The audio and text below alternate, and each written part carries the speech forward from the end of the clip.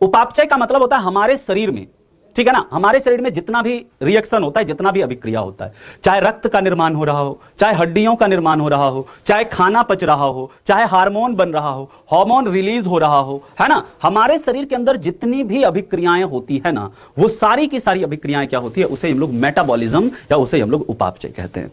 Clear है यहां तक?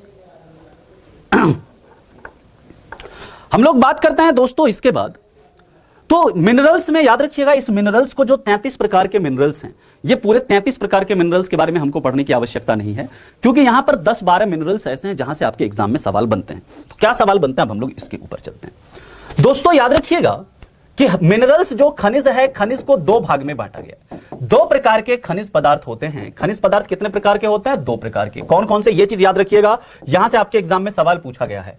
खनिज पदार्थ दो प्रकार के होते हैं दोस्तों, ध्यान से समझिएगा। सबसे पहला है जिसे कहते हैं हम लोग अधिभार पोषक तत्व, सॉरी सबसे पहले लिख लीजिए सूक्ष्म मात्रिक पोषक तत्व, सूक्ष्म मात्रिक पोषक तत्व, सॉरी सूक्ष्म मात्रिक खनिज पदार्थ, सूक्ष्म मात्रिक खनिज पदार्थ, यह पहला है। इसे ही दोस्तों हम लोग इंग्लिश में क्या कहेंगे? Micro minerals. क्या बोलेंगे इसे? माइक्रो मिनरल्स, है ना, माइक्रो मिनरल्स। दूसरा होता है दोस्तों अधिभार, अधिभार खनिज पदार्थ, अधिभार खनिज पदार्थ, अधिभार खनिज पदार्थ, और इसे क्या कहेंगे दोस्तों? इसे हम लोग कहेंगे मैक्रो मिनरल्स। कई बार आपसे पूछा जाता है कि इसमें से कौन सा मैक्रो मिनरल है, कौन सा इसमें से माइक्रो मिनरल है, इसमें किस खनिज की आवश्यकता हमें ज्यादा मात्रा में होती है, किस खनिज की आवश्यकता हमें कम मात्रा में होती है। जब बात करते हैं दोस्तों सूक्ष्म मात्रिक खनिज पदार्थ की, इसकी जरूरत कम मात्रा में होती है। पहला पॉइंट, इसकी जरूरत कम मात्रा में होती है, इसकी जरूरत कम मात्रा में होती है, ठीक है। दूसरी बात याद रखेंगे, इसकी जरूरत ज्यादा मात्रा में होती है। अब कौन कौन से ऐसे पोषक, कौन कौन से ऐसे खनिज पदार्थ हैं भैया, बात करेंगे। इसकी जरूरत किसमें होती है? ज्यादा मात्रा में होती है, इस चीज को भी आप याद रखेंगे। इसकी जरूरत हमें ज्यादा मात्रा में होती है, इस चीज को भी आप याद रखेंगे। अब यहां पर याद रखिएगा दोस्तों कौन कौन से खनिज पदार्थ ऐसे हैं जिसकी जरूरत हमें कम मात्रा में है। तो सबसे पहला याद रखिएगा दोस्तों लोहा, दूसरा जस्ता यानी जिंक,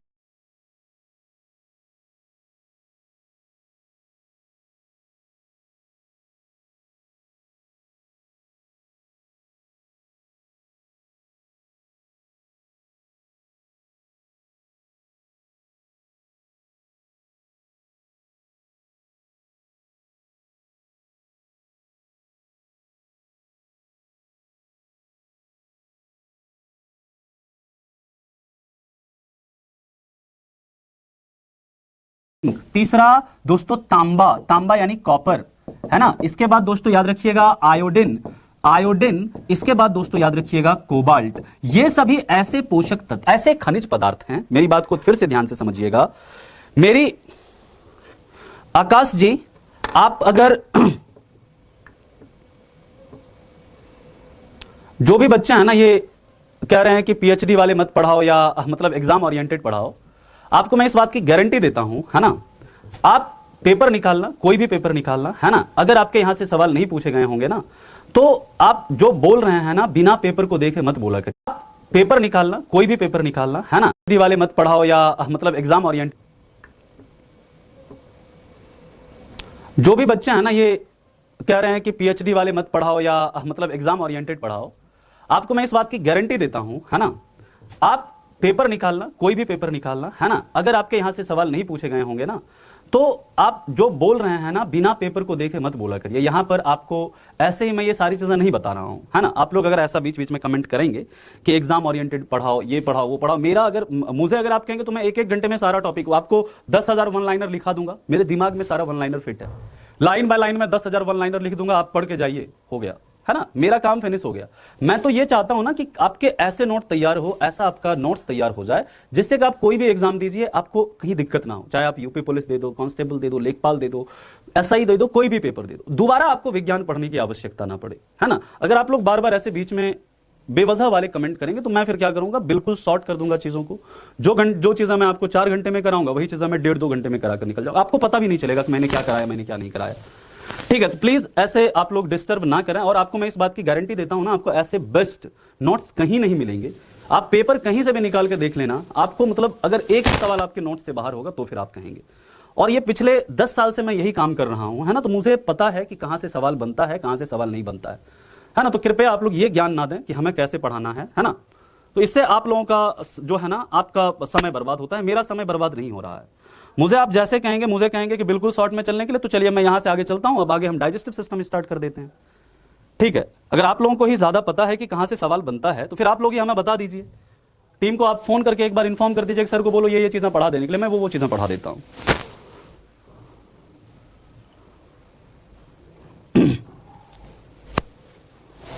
चलिए कोई नहीं, हम लोग बात करते हैं आदिभार खनिज तत्व की। तो याद रखिएगा आदिभार खनिज तत्व जो है, इसमें क्या क्या आता है। इसमें आता है दोस्तों कैल्शियम, Ca कैल्शियम लिख लीजिएगा, फास्फोरस, इसके बाद आता है सोडियम, इसके बाद आता है क्लोरीन, इसके बाद आता है फ्लोरीन, इसके बाद आता है दोस्तों पोटेशियम। ये सभी जो है दोस्तों ये आ जाते हैं। ये जो है calcium, phosphorus, sodium, chlorine, fluorine, potassium, ये सभी कैसे पोषक तत्व हैं, ये सभी कैसे खनिज तत्व हैं, ये सभी आपके अधिभार खनिज तत्व हैं, क्योंकि इन सभी की जरूरत हमारे शरीर को अधिक मात्रा में होती है। इस चीज को भी आप तत्व हैं, ये सभी कैसे खनिज तत्व हैं, ये सभी आपके अधिभार खनिज तत्व हैं। इसके बाद आता है फ्लोरीन, इसके बाद आता है दोस्तों पोटेशियम। ये सभी जो है दोस्तों ये आ जाते हैं। ये जो है calcium, phosphorus, sodium, chlorine, fluorine, potassium, ये सभी कैसे पोषक तत्व हैं, ये सभी कैसे खनिज तत्व हैं, ये सभी आपके अधिभार खनिज तत्व हैं, क्योंकि इन सभी की जरूरत हमारे शरीर को अधिक मात्रा में होती है। इस चीज को भी आप याद रखिएगा, ठीक है।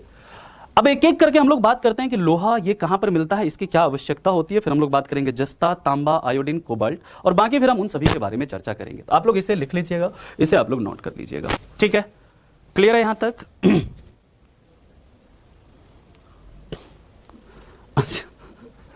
चलिए कोई बात नहीं है, नहीं बिल्कुल नहीं कराएंगे, है ना, चिंता मत करिए आप लोग।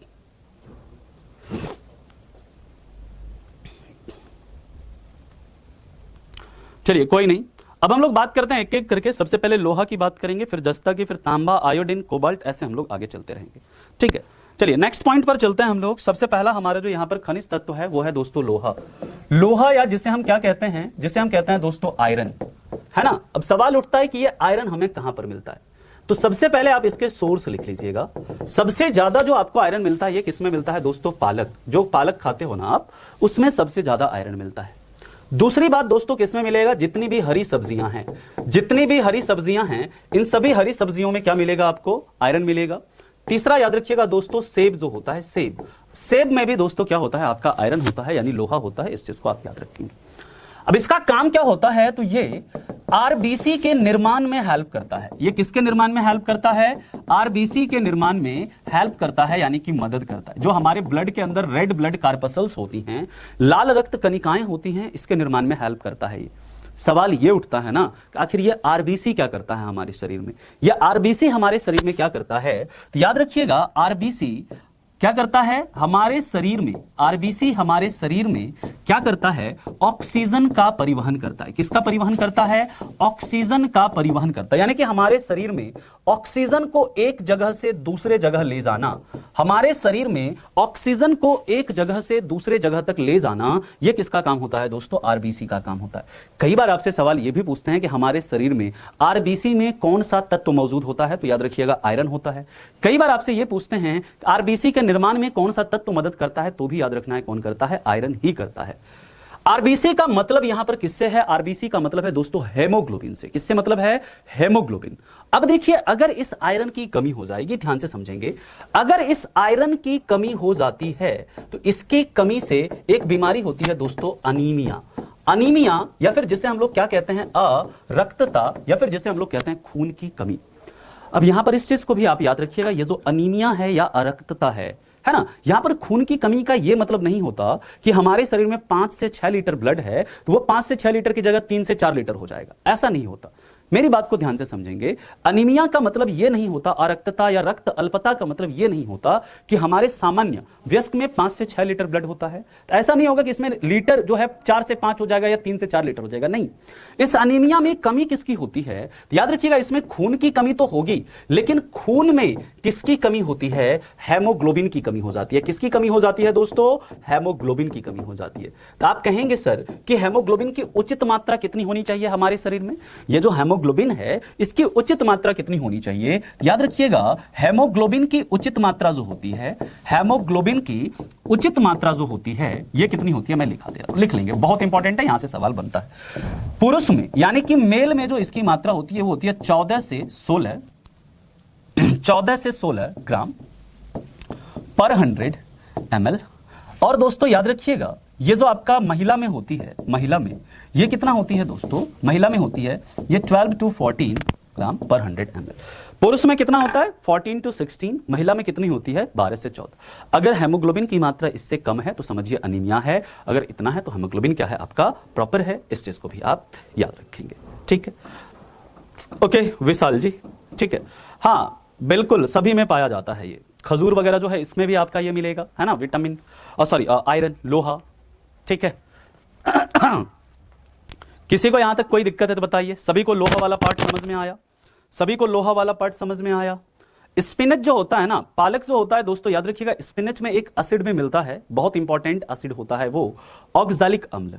ऑक्सैलिक एसिड की जब बात करते हैं, ये क्या करता है हमारे शरीर में? वो कैल्शियम के साथ मिल जाता है। किसके साथ मिल जाता है? वो कैल्शियम के साथ। और वो कैल्शियम के साथ मिलकर बनाता है एक कंपाउंड, एक यौगिक, जिसे हम कहते हैं कैल्शियम ऑक्सैलेट बोलते हैं। कैल्शियम ऑक्सैलेट ये जो कंपाउंड होता है, ये जो यौगिक होता है, ये हमारे शरीर में, हमारे बॉडी में स्टोन को फॉर्म करता है, ये पथरी का निर्माण करता है। इस चीज को भी आप याद रखना, ठीक है। चलिए नेक्स्ट मुद्दे पर चलते हैं दोस्तों, अगले पॉइंट पर चलते हैं। जो अगला हमारा मुद्दा है वो है दोस्तों, अब देखिए दूसरा है हमारा क्या? जिंक। जिंक यानी जिसे हम क्या कहते हैं? जस्ता। क्या बोलते हैं? जस्ता। इसका स्रोत क्या है? इसका स्रोत क्या है? तो इसका स्रोत है दोस्तों दूध, अनाज, फल और सब्जी। दूध, अनाज, फल और सब्जी, ये दोस्तों इसमें क्या मिलता है? इसमें आपका जिंक में, जिंक आपको इन चीजों में मिलता है। ये क्या करता है? ये हमारे इम्यूनिटी, ये हमारे इम्यूनिटी को, इम्यूनिटी यानी कि प्रतिरोधक क्षमता को मजबूत करता है। प्रतिरोधक क्षमता को क्या करता है? मजबूत करता है। इसलिए दोस्तों याद कीजिए, जब हमारे देश में कोविड बहुत तेजी से फैल रहा था, तो उस समय डॉक्टर सभी को कह रहे थे भाई साहब जिंक की गोली जरूर खाइए। आप लोग कह रहे थे ना डॉक्टर कि जितना ज्यादा जिंक की गोली खा सकते हैं आप जिंक की गोली खाइए, लाइक जिंकोवेट, है ना, और भी कई सारी, जिंक और विटामिन सी, ये दोनों खाने को बोल रहे थे डॉक्टर। क्योंकि ये जो दोस्तों जिंक है ना, ये क्या करता है? हमारी इम्यूनिटी को क्या करता है? मजबूत करता है। और विटामिन सी ये भी कहीं ना कहीं क्या करता है? हमारी इम्यूनिटी को मजबूत करने में मदद करता है। अब दोस्तों अगर इस जिंक की कमी हो जाएगी, अगर इस जिंक की कमी हो जाएगी तो इससे एक बीमारी होती है जिसे हम कहते हैं डाइजेसिया। क्या बोलते हैं जिसे? डाइजेसिया। कई बार आपके एग्जाम में पूछा गया है ये डाइजेसिया। और इसमें दोस्तों क्या होता है? इसमें आपका क्या होता है? याद रखिएगा, स्वाद का पहचान ना कर पाना। स्वाद का पहचान ना कर पाना। स्वाद का पहचान ना कर पाना। आप देखते थे कि उसमें आपका जो स्वाद है, जब आपका कोविड वगैरह होता था तो उसमें टेस्ट खत्म हो जाता था ना, टेस्ट गायब हो जाता था ना। क्यों? क्योंकि आपके शरीर की इम्यूनिटी जो थी वो बिल्कुल कम हो जाती थी। किसके कारण? Due to lack of zinc, zinc के कमी के कारण। और नॉर्मल भी क्या होता है, जब आपको बुखार, आपको तबियत खराब होता है, आपका फीवर होता है, आपका इम्यूनिटी कम हो जाता है, तो आपको खाने का प्रॉपर टेस्ट नहीं आता, आपको इसलिए खाने का मन नहीं करता होगा, है ना, जबकि आपको टेस्ट ही नहीं आएगा। तो जब आपकी इम्यूनिटी अच्छी हो जाती है, जब आपका जिंक प्रॉपर शरीर में आ जाता है, फिर जाकर आपका टेस्ट, प्रॉपर खाने का टेस्ट आता है, तो फिर कहते हैं कि नहीं अब खाना हमें खाना अच्छे से। क्लियर है ना? यहीं तक, यहां तक क्लियर है ना? कीवी देखिए, जो कीवी होता है ना, ये कब होता है? ये जब डेंगू वगैरह होता है ना, कीवी क्या करता है? हमारे शरीर के अंदर, हमारे ब्लड में प्लेटलेट्स के काउंट को बढ़ाता है। कीवी हो गया, कोकोनट ऑयल हो गया, यानी कि कोकोनट वाटर हो गया, यानी कि आपका नारियल का पानी हो गया, इसी